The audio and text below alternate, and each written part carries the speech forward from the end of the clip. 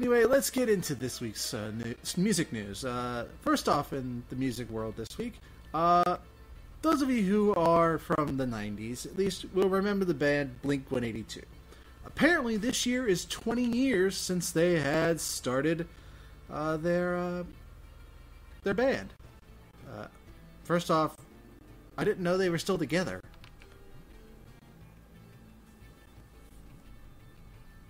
And it's quite impressive. I'm going to guess nobody else did. The trio... Go ahead. I was just going to say, for my 23rd birthday, I was out at the Pirates Tavern here in Silver Spring, and one of the waitresses decided to play What's My Age Again. I turned 23 this past year, so that was kind of funny, because nobody likes you when you're 23.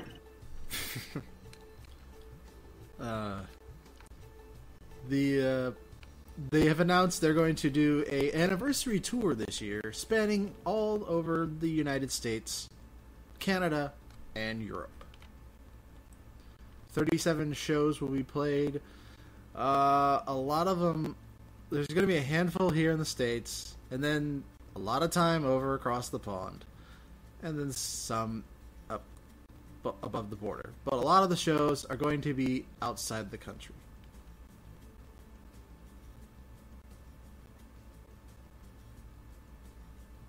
I'm not one for concerts, really. So it's good that apparently what I hadn't known was this is their first time touring in 8 years. So this will be interesting to see how rusty they really are.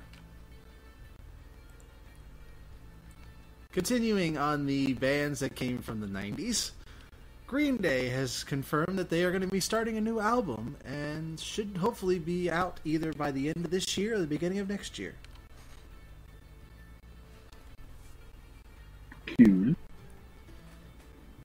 Yes, it'll be interesting because apparently they have a ton of new songs coming. They had a secret show in August of last year. Their album sold millions of copies.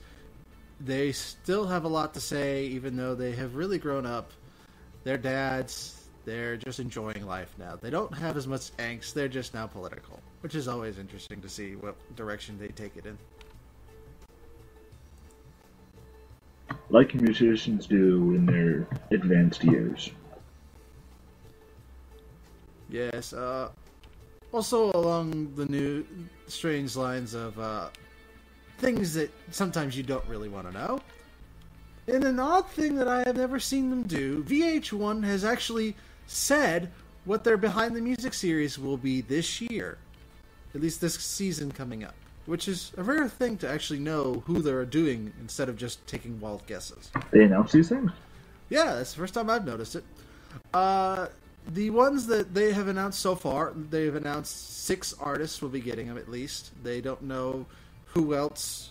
They haven't said anybody else, except they're apparently aiming for rap and R&B artists for the millennial generation. God, I feel sold right now. Wait, don't they have MTV Cribs for that? Apparently not. The 6 artists will be Pitbull, Game, T-Pain, Brandy, Akon, apparently, and Nas.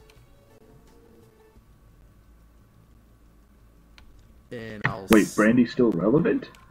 She apparently is, besides the reality show she did.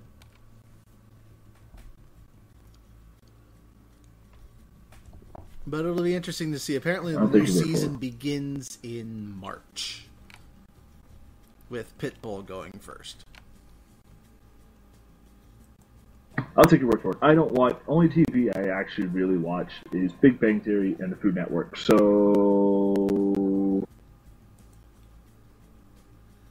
Alright, let's hit 2 more things. First, we'll talk about apparently an interesting story involving the AP service. And the other one, we'll talk about the Grammys before we hit on the big story this week, which some people would think the Grammys is the big story, but not me.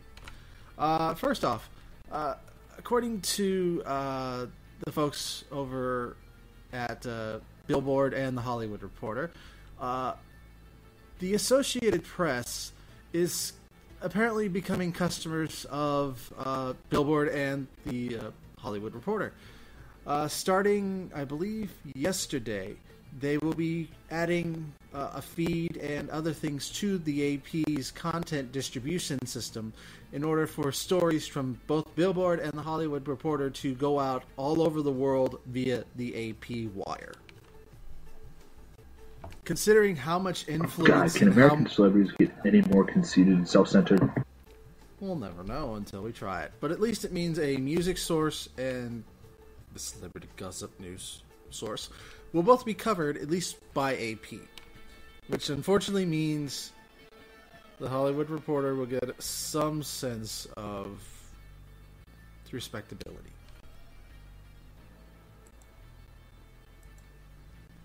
No, it would just be American celebrities perpetuating their drivel across the world. Let us move on. First, the Grammys. The Grammys was over the weekend, and the big winner of the show was Adele, who really cleaned up. I believe she ended up with 6 Grammys total. I don't know, but apparently there's some funny photos of Adele holding her Grammys. It's like, how do I carry all these? And then Beyonce holding all her Grammys. It's like, let me show you the way, child. And then Michael Jackson holding all his Grammys from one year. He's like, bitch, please. Boy. Also, another big winner was the Foo Fighters. But one of the big surprises for those who follow particularly independent things was Louis C.K. won this year for his album, which was completely distributed by him alone, along with the DVD of the performance. He did all the distribution himself from his website. Props to him.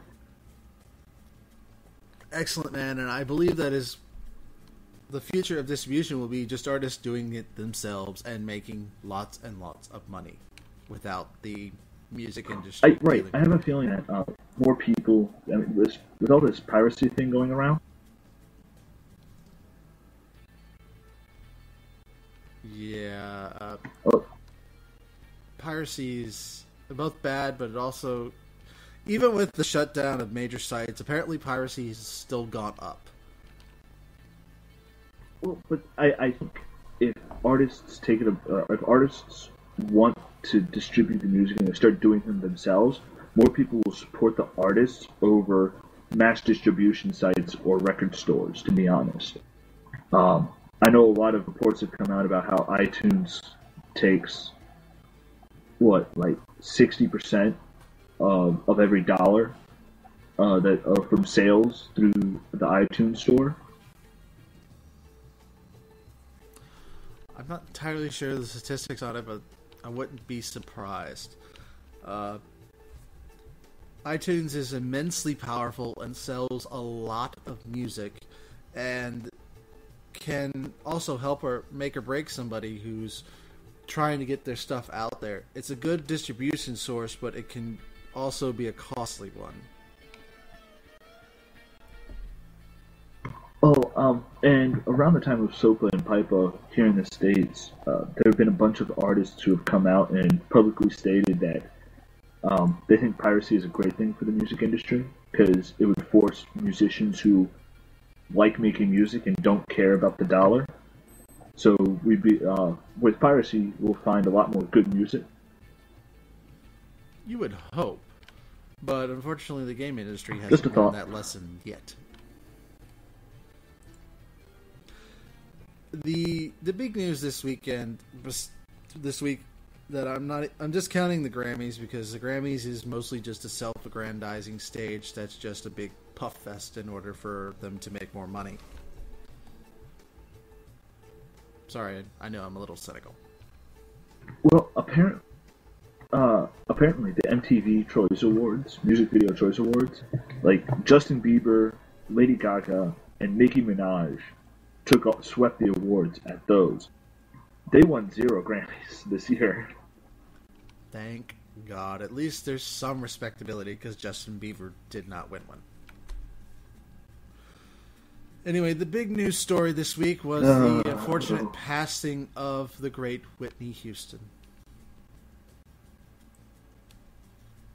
She unfortunately died in, I believe, a bathtub in a hotel in L.A. Unfortunately, she did not die of a drowning. She died of what, according to the birth certificate right now, is indeterminate means, which means they have to wait to toxicology tests and other things in order to find out what happened to her. You mean death certificate? Yeah. You have done well at Davlenese. Unfortunately, her I did what? Never mind. Her funeral will be held, I believe it is this coming Saturday. It will be they have decided to stream it and televise it with only certain ones invited to the ceremony. They're going to try not to make this a spectacle, but Lord only knows. They're hoping to figure out what actually caused her death probably within the next 2 months. However, her doctors have already been contacted and no one's really sure what that means coming forward. And in a complete gross capitalizing on somebody's death, Sony Music, who has the rights to several of her albums, had to apologize publicly after two of her albums, particularly in the UK, suddenly shot up 60% on iTunes in cost, and 25% a little bit later in other regions of the world, which is just awful. Anyway, that will close out the news this week.